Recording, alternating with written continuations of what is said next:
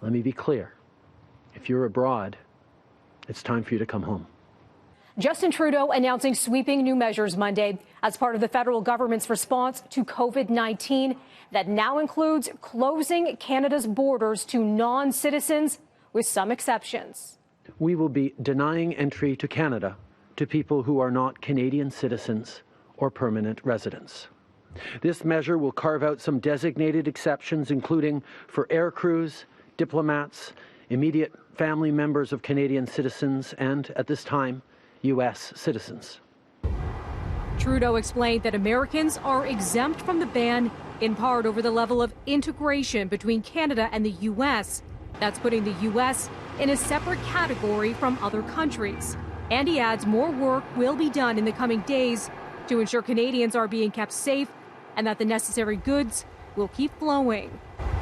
The Prime Minister, who is in self-isolation after his wife tested positive for coronavirus last week, also announced that starting Wednesday, his government will restrict flights to Canada to airports in 4 major cities, and that anyone who has symptoms of the virus, they won't be allowed to board flights to Canada.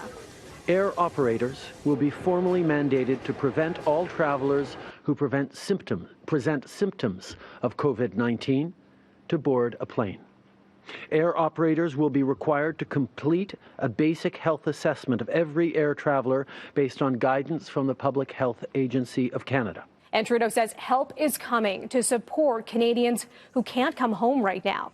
And something else we're hearing from the Prime Minister. He says that Health Canada will be sharing regular updates on COVID-19 on a regular schedule. Noon Eastern daily. That's when we can expect to hear from Canada's Chief Public Health Officer.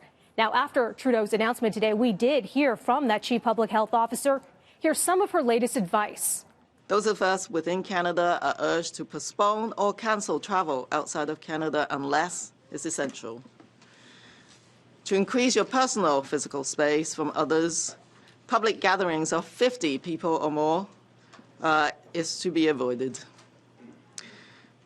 Where flexible work arrangements are possible, consider contingencies like working from home if this becomes necessary.